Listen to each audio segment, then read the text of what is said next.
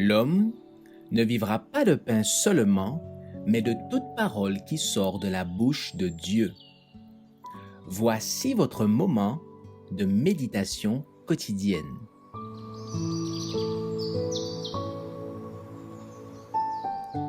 Maranatha.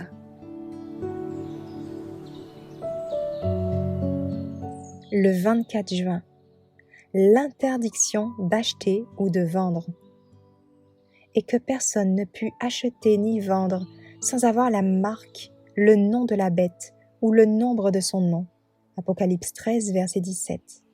Le temps est proche où nous ne pourrons vendre à aucun prix. Bientôt, le décret qui interdira aux hommes d'acheter ou de vendre sans avoir la marque de la bête sera promulgué. Dans la dernière phase du grand conflit avec Satan, ceux qui resteront fidèles à Dieu seront privés de tout soutien terrestre parce qu'ils auront refusé de violer sa loi pour obéir au pouvoir terrestre.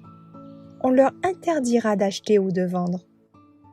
Des autorités religieuses professant être en relation avec le ciel et prétendant avoir les caractéristiques de l'agneau montreront par leurs actes qu'elles ont un cœur de dragon et sont inspirées et dominées par Satan.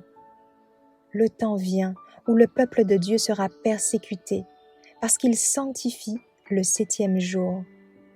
Le moment viendra où les observateurs des commandements de Dieu ne pourront ni acheter ni vendre. Dépêchez-vous de déterrer vos talents. Si Dieu vous a confié de l'argent, montrez-vous fidèle à votre responsabilité. Sortez-le de son emballage et envoyez vos talents aux cambistes afin que lorsque Christ viendra, il puisse recevoir ce qui lui appartient avec les intérêts.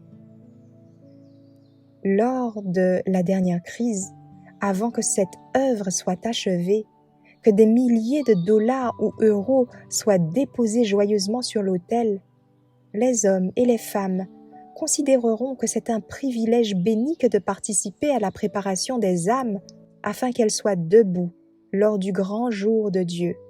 Et elles donneront des dollars par centaines aussi facilement qu'elles donnent des dollars de petites sommes maintenant. Si l'amour de Christ brûle dans le cœur de ceux qui prétendent être ses enfants, nous verrions aujourd'hui se manifester même cet esprit.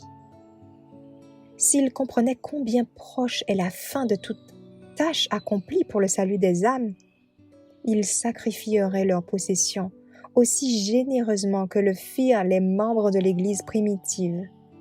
Ils travailleraient pour le progrès de la cause de Dieu, avec la même ferveur que les mondains travaillent pour acquérir des richesses.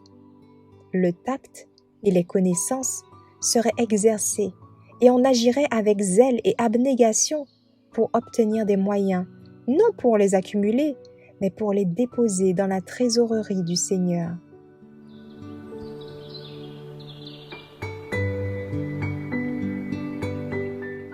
Merci d'avoir écouté cette présentation. Assurez-vous de nous rejoindre demain pour votre moment de méditation quotidienne avec lereste.org.